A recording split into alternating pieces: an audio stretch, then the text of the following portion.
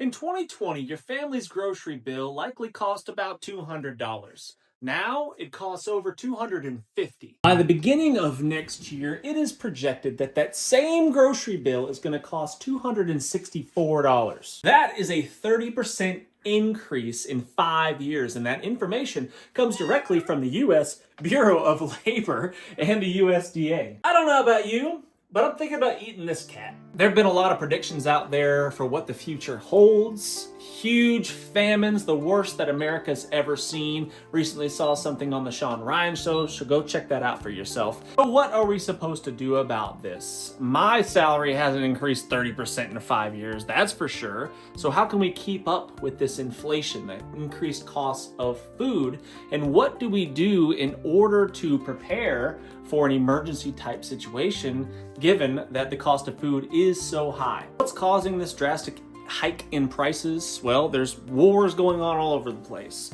There's droughts happening all over the place. Famines, supply and demand. There is a decrease in production. There is an increase in demand. Despite the drastic increase in food costs, it's most likely never going to get cheaper than it is right now. So think about it. It's just like investing in anything else. The earlier you get into that investing, the better, because in the long run, it's going to pay off. I can buy a great big old bag of rice and a great big old bag of beans right now, cheaper than I will be able to buy it 5 years from now. And if I store it properly, that rice and those beans will last a really, really long time, 10 plus years, 20 years even, if you store it properly in Mylar bags. Like this is a giant big old bag of pinto beans stored in a Mylar bag with oxygen absorbers, and it will last a long, long time. Here are 15 things that I suggest that you go ahead and knock out. Go ahead and purchase so it doesn't get more expensive. Canned meat. Chicken, tuna, beef over here. Because protein is absolutely essential, and there's no better source than meat. If you're a vegetarian, I'm sorry, change your evil ways. This is going to be so much easier than raising any kind of livestock, right? That's all great if you can do that. I went hunting this morning, and guess what? Didn't see a single deer. I've got this in the pantry. If I come back empty-handed after the big hunt, I can still eat some meat.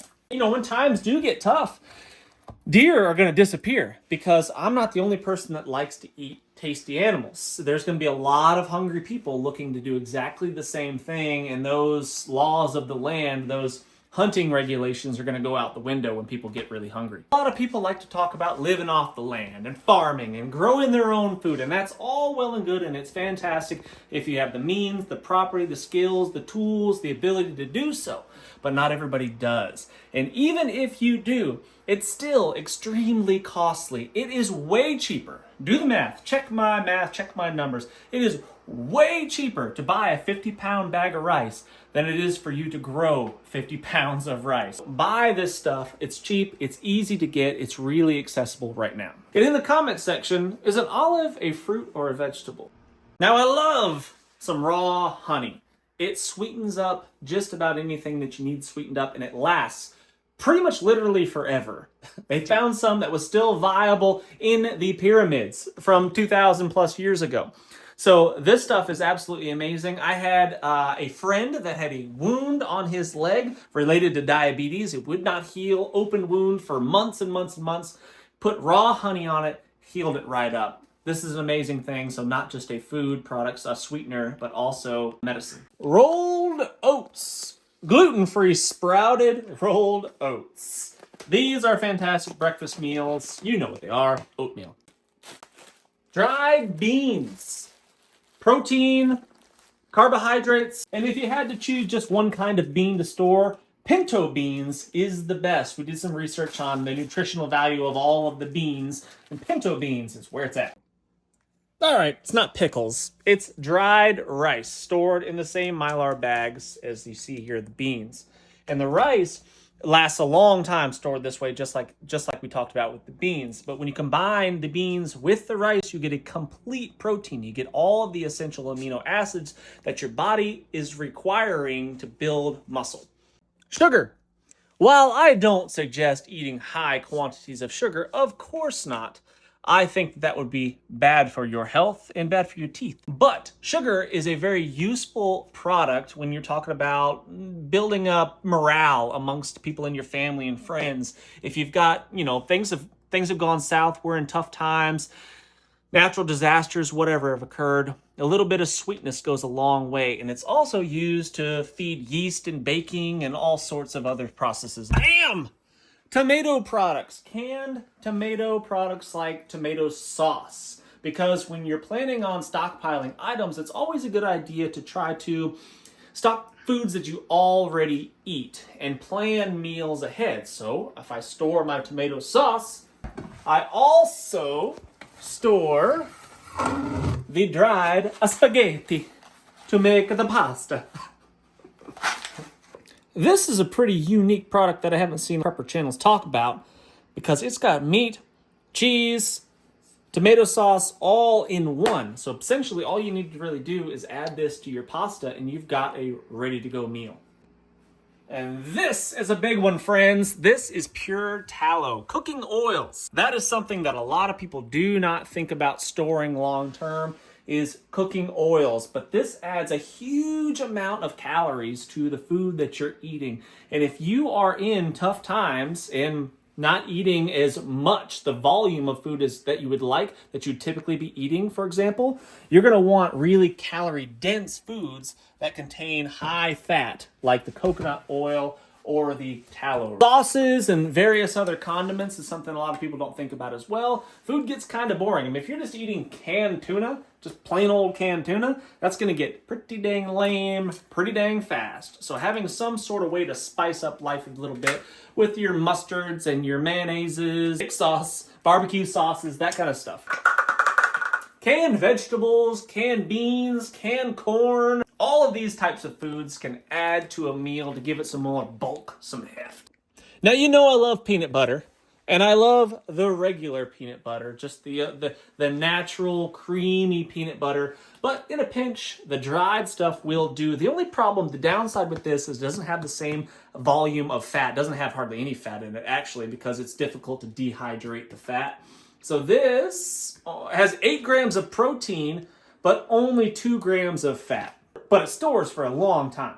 Ready to go canned soups, like just literally open up a can, pour it into a pot, heat it up, and serve it as a meal. Canned soups are excellent. Another extremely important one that almost never gets talked about, that is salt. Without salt, you will die. That's it. Now, granted, a lot of these foods, the canned foods and stuff, have salt added to them. They contain salt, which is good. But oftentimes, they don't. And adding some salt to your diet is going to be absolutely essential. You have to have salt in your diet. It has to come from somewhere. If you don't live close to the ocean, you're going to be hurting unless you can have some stockpiled up. Preserving foods, preserving meats, making it last a long time. Like, for example, let's say the power goes out, and it goes out indefinitely. And I've got freezers full of meat. I don't want it to spoil. One way that I can preserve that meat is by salting it. If you don't want me to eat this cat when times get tough, I suggest you hit the thumbs up and subscribe. Powdered milk, flour, and wheat berries. Your own wheat berries that you can grind up yourself, because wheat berries in their whole kernel state last a really, really long time. Flour in this state that's already been processed definitely will not last forever. Alcohol, various different types, not only for throwing a end of the world party, but also for preserving things, for making tinctures, various different medicines, handy stuff to have around. Canned fruits, jams, and jellies. It's fruit. Now, friends, make sure that you're storing your food. You spent your good hard-earned money on it, so make sure if you're going to store it for long-term, semi-long-term, whatever it may be, store it in a good place, out of the sunshine. Keep it climate-controlled if at all possible. A cool, kind of dark place like this is going to ensure that it lasts much, much longer than it would if you kept it out exposed outside in the shed or something like that. So I would highly suggest that. Keep it away from rodents.